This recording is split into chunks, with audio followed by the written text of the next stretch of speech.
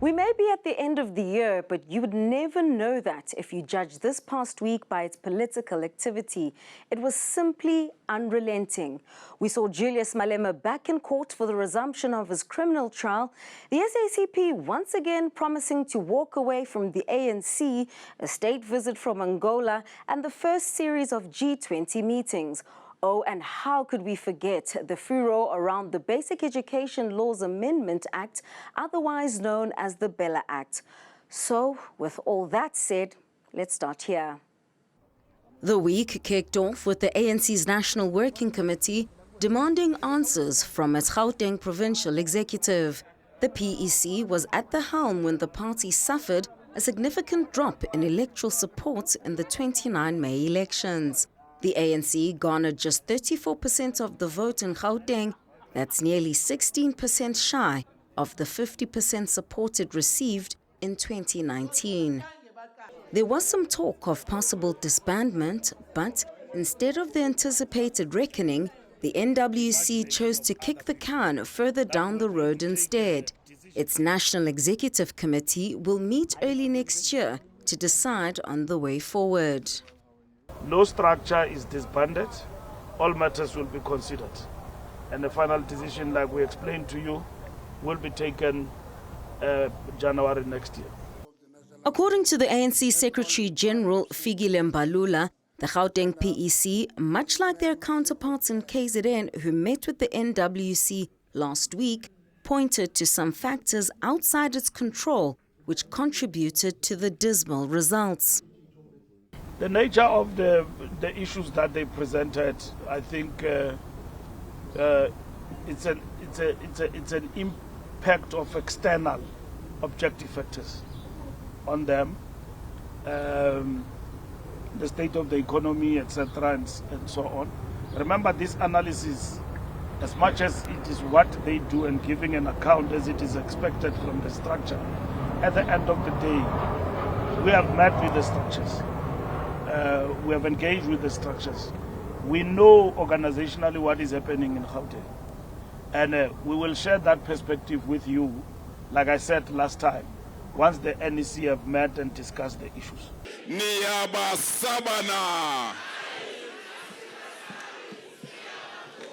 Niyaba Sabana. In politics, the obvious isn't always stated out loud, and that was yet again the case when the chairperson of the ANC in Gauteng, Panyaza Lesufi, addressed delegates on day 2 of the SACP's 5th Special National Congress. For those who are able to read between the lines, Lesufi's comments were aimed squarely at Mbalula. A month or two ago, the pair had crossed swords in public over the possible disbandment of his leadership team. When we established a government of provincial unity without that other political party,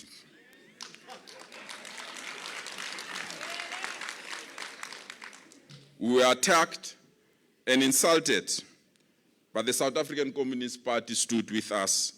And today we want to come here and to say thank you. Thank you. Thank you. Well, this week, the ANC seemed to be fighting fires from all sides. If it wasn't the internal machinations, it was with its alliance partner, the SACP. But more on that shortly. Let me turn rather to the public spats with its coalition partner in the Government of National Unity, the DA. The bone of contention was the controversial Bella Act. The Basic Education Laws Amendment Act is an update of the 1996 South African Schools Act. The GNU's dispute resolution mechanism, dubbed the Clearinghouse, has to date been unable to help find consensus on clauses 4 and 5. Now, these deal with the use of language in schools and empowers respective education departments rather than the school governing bodies to make this determination. The president granted an allowance of 3 months for this issue to be ironed out. That time has now expired. The DA insists that clauses 4 and 5 are straight out of the apartheid government's playbook. Isn't that a false equivalence there? 1976 was about the introduction of Afrikaans as a medium of instruction unilaterally by the apartheid state, and this is not what this bill speaks about. Let me tell you why it's not a false equivalence. So you're correct in saying that it was an introduction of Afrikaans as a medium of instruction. What happens right now, what the ANC is proposing with the Bella, as it says, is that the language policies, they get to be dictated by the state outside of there being the school taking responsibilities and the school governing bodies specifically taking the responsibility of deciding what kind of language policies should be there at school. We believe fundamentally that the power of language policies should lie in the hands of school governing bodies, in the hands of parents who know what's best for their children. Despite these claims, the DA's Minister of Education, Ziyanda Ngcobo, was adamant she's not defying the president, nor is she deliberately delaying the implementation of the legislation. Please, thank you. The Bella Act is going to be implemented, and it's going to be implemented in its entirety. The only difference here is about how then do we stagger the implementation so that we can have regulations in place that can give effect to each and every section of the Act.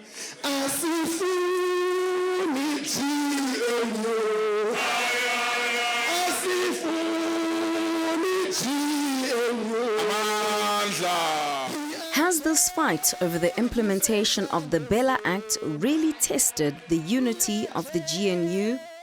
Well, at the start of the week, one Sunday newspaper reported a strong push by some within the ANC for the president to fire Ngcobo for what they claimed was her defiance to implement the act. Ngcobo, though, was having none of it, and so was her party. Would you like to still keep your job? Sorry? Would you like to keep your job still? Certainly, I have a lot to do, Poli. The sector has a lot of challenges. I have a lot to do, and I'm excited about getting stuck in. Things like today really spur me on because I think innovation, energy, which all I have, really are the things that are going to really see us improving education outcomes in the country. I certainly want to keep my job, and I certainly want to keep doing it because it's absolutely important. Two things. One, on the firing of Minister Ngcobo, they must try. The Basic Education Ministry is the Democratic Alliance Ministry. Nobody gets to tell the Democratic Alliance who gets to occupy that seat. The DA has decided that we have 100% confidence in Minister Ngcobo to stay in that position. She hasn't broken any law. She hasn't done anything that makes us question her integrity and her capacity to lead that ministry, and so that won't change. Lusufi also sought to rally the SACP for support to ensure that the education minister is held to account should she not implement the Bella Act as assented to by the president. The South African Democratic Teachers Union has already taken a decision to write to our president in no uncertain terms, urging our president to do one thing and one thing only: allow Bella Act to kick in without any further delay. Blade Nzimande, the former Minister of Higher Education, says the fight over the two clauses of the Bella Act must be placed within the correct historical context of how language was once used as an instrument to subjugate the black majority in South Africa. I'm not surprised that the DA is actually taking a position we defeated them. You will remember Tisho Mkhulu in 1996 in the Constitution. I remember because I was portfolio committee and I was the main education negotiator, by the way, for the ANC in the Constitutional Assembly. In fact, I'm the one who led the negotiation of Section 29(1) of the Constitution, which is the education clause. The EFF, despite a very busy week, also found time to weigh in on the controversy surrounding the Bella Act. The issue of the Bella Bill, it must be signed. If it's not signed, as you know, that this organization, it's a protest movement. We'll go back to the picket lines, that's our home, and we'll push until that Bella Bill is signed with no amendment coming from the DA or anyone else. It must be signed as it is. The EFF began the week by supporting its leader, Julius Malema, whose criminal case for discharging a firearm in public resumed in the East London Magistrates Court.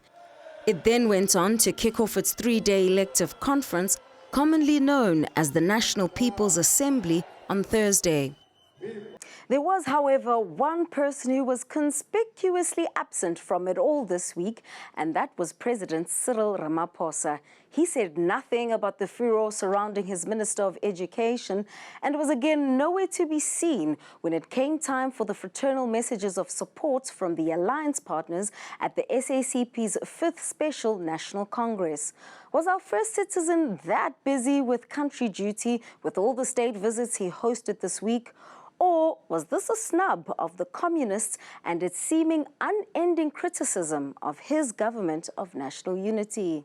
We'll have messages from fraternal organizations, starting with our Young Communist League by the National Secretary, Comrade Mzwandile Takudi, and messages from Sanko, the president of Sanko, as well as messages from Kosatu, the president, and from the ANC. The ANC will be represented by the Deputy President, Paul Mashatile. The SACP's Special National Congress is comparable to the ANC's National General Council. It reviews progress and challenges between conferences, and in the SACP's case, it could even push for a change in leadership if supported by a 2/3 majority. Despite the obvious tensions between the alliance partners, there's no talk yet, at least from the ANC, that it's ready to cut ties with those of the yellow sickle and hammer among its ranks in government. What does this mean for the SACP, given that it's also going to be campaigning against the ANC if they are standing in those elections independently? Constitutionally, are they allowed to do this? Will the ANC retain those cabinet members of the SACP who are in government? Let me start with the last part. The members of the ANC who happen to be members of the SACP and are public deployees as deployed by the ANC, they are not going to be recalled because they are members of the ANC in good standing. Nzimande, a high-ranking SACP office bearer who currently serves as Ramaphosa's Minister of Science and Technology, says the pushing and pulling with the ANC is nothing new.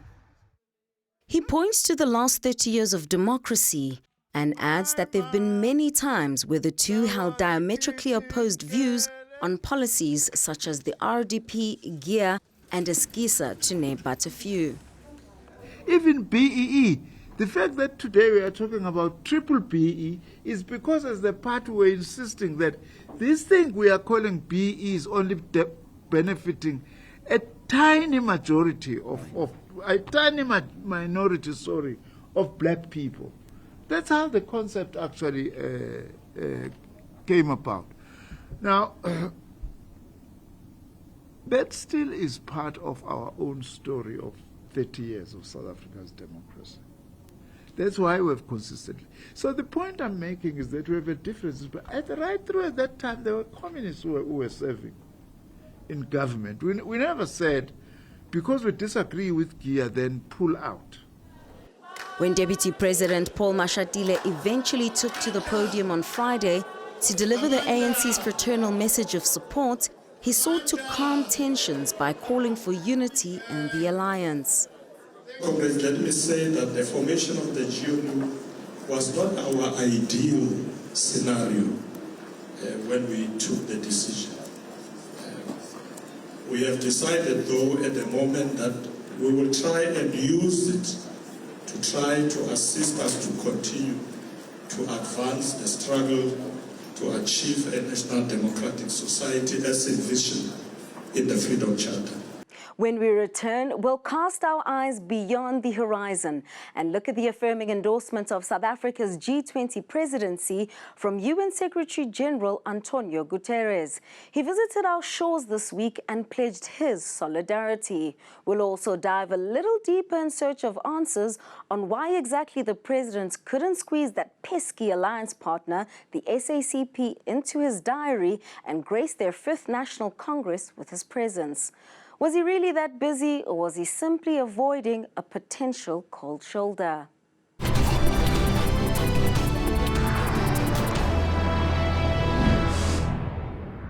Welcome back. Thanks for staying with us as we continue our recap of the week that was in politics. Now, it seems President Cyril Ramaphosa's to-do list this week was filled with official state duties rather than ANC commitments. The president began the week in Mpumalanga. On Monday, he and his cabinet of ministers met with the provincial government. On Tuesday, he headed to the Solomon Mahlangu Stadium in the Nkangala district to unveil the Welisizwe Rural Bridges project. We are happy that the president has assembled all the essential people under one roof. People that can assist the province to unlock all the hiccups that slow down the implementation of service delivery in Mpumalanga. Premier Ndlovu and his team also flagged the ongoing violence in the neighboring Mozambique and the aftermath of the elections there. The skirmishes have led to disruptions and the intermittent closure of the Lubombo border post. These shutdowns of the border exacerbate the province's long-standing battle with above-average levels of employment. We know that the province faces enormous challenges. The unemployment rate in Mpumalanga is higher than the national average. And we know that nearly half of all young people in the province are unemployed. More than half the population live below the lower bound of the poverty line. For Mpumalanga, exclusive economic growth and job creation must therefore be at the forefront. I meant to say inclusive economic growth. It must be at the forefront of all the efforts that we can ever embark upon. Ramaphosa then rushed back from Mpumalanga later that afternoon to receive UN Secretary General Antonio Guterres for a courtesy call at his official Mahlamba Ndlovu residence. Guterres was in the country as a part of his tour of Southern Africa. He'll be in Lesotho on Saturday for that nation's bicentennial commemorations. His first order of business before meeting with Ramaphosa, though, was to attend South Africa's very first hosting of the G20's meeting of finance ministers and deputy Reserve Bank governors. Africa's ever-increasing debt crisis loomed large. We recognize that the global governance institutions that reflect the world of 1945 do not adequately serve or represent developing countries, in particular African countries. Our inability to tackle these challenges and more is eroding people's faith in governments and institutions.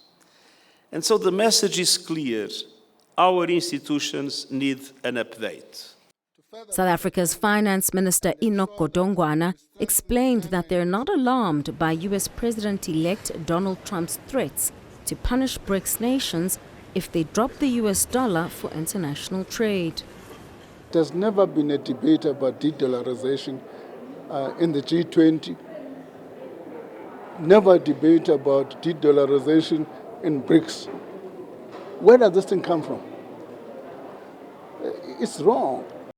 The Central Bank of Governors also raised concerns over a possible trade war in light of Trump's own threats to impose strict tariffs on imports into the US. What could all of this mean for South Africa and the rest of the world? The question is, if everyone else starts increasing their tariffs, and that leads to price increases, and that global prices go up, and what we import is now more expensive, then it may have a negative effect. Prior to his courtesy call with the president, Guterres met with International Relations Minister Ronald Lamola. There, he pledged his solidarity with South Africa's presidency of the G20 and its aligned objectives. The UN chief also expressed his support for South Africa's unwavering call for a permanent seat on the Security Council. This would end Africa's ongoing marginalization from this key and powerful group of nations. I am hopeful that I will not finish my mandate as Secretary General without seeing African permanent members in the Security Council. 2 days after his courtesy call with Guterres, the president was back to hosting international guests. On Thursday, he welcomed Angola's President João Lourenço for a state visit at the Union buildings. The issue of regional conflicts that continue to undermine stability across Africa was a key point of discussion. With respect to collaboration on peace and security in the region and across Africa, we have commended President Lourenço for his efforts in mediating between the Democratic Republic of Congo and Rwanda. Lourenço is expected to host a peace summit this weekend with the leaders of the DRC and Rwanda to help resolve tensions between the two nations. With regard to the situation in Eastern Democratic Republic of the Congo, we briefed President Cyril Ramaphosa that the negotiation process is moving smoothly, and we have been conducting a set of meetings both at the experts level and ministerial level, and progresses were made, and these progresses will lead us to hold a summit of heads of states, that is the 3 heads of states from Angola, from the Democratic Republic of the Congo, and from Rwanda in Luanda next Sunday, 15th of December. It's clear President Ramaphosa is on a drive to consolidate the voice of the continent in the crucial year when South Africa leads the G20. Lourenço's visit wasn't just about bilateral relations between South Africa and Angola. It was also significant because Angola's president will take over as the African Union's rotating chairperson next year. Back on the domestic front, political parties aren't reveling in the holiday spirit just yet. A series of national conferences kicked off this week that will spill over well into the weekend. These include the SACP's 5th National Congress, the EFF's 3rd National People's Assembly, and the Umkhonto weSizwe Party's 1st anniversary celebrations. These comprise a rally at the Moses Mabhida Stadium in Durban on Sunday and a gala dinner the following day. A seat at the table with former President Jacob Zuma at the gala costs a whopping 2 million rand. Vuyo Mvoko caught up with the party's Secretary General Floyd Shivambu earlier this week. He believes 2025 will see the organization assume power in the province of KwaZulu-Natal. There are political parties, all of them, that are in the legislature of KwaZulu-Natal now that want to, of course, constitute government with Umkhonto weSizwe. They accept the Democratic Alliance. All the other political parties that are in the legislature of KwaZulu-Natal have expressed interest directly, indirectly, sometimes with or without mandate, to constitute government with Umkhonto weSizwe. The MK party also cheekily wished the EFF well as the Red Berets kicked off their elective conference, known to its members as the National People's Assembly, on Friday. Shivambu's defection from the EFF a few months ago left the position of deputy president vacant, while the whereabouts of former EFF spokesperson Mbuyiseni Ndlozi remains a point of speculation. He's seen as a strong ally of the MK Party Secretary General, although Malema has publicly claimed him for the Red Berets. There are forces in South Africa today who have discovered the cause of black unity after they previously undermined it while they were in power, and this discovery is manipulative. You, as delegate, must ask yourself, where was this black consciousness and black unity when the Marikana workers were killed, whose blood nourished the birth of this economic emancipation movement, while the so-called new leaders of black unity were sitting as state president and even justified the killing of mine workers in Marikana, who were all, by the way, black. Unfortunately, that's all I have in store for you this week and the rest of the year. However, Channel 405 should definitely be your channel of choice for the rest of the weekend. We'll bring you more coverage of the EFF's People's Assembly and its new leadership, which ends on Sunday. Vuyamvoka and I will be live from the Umkhonto weSizwe's first anniversary celebrations on the same day. I'll see you again for the wrap of the week that was in January 2025. My name is Ziyanda Ngcobo. Thank you for watching.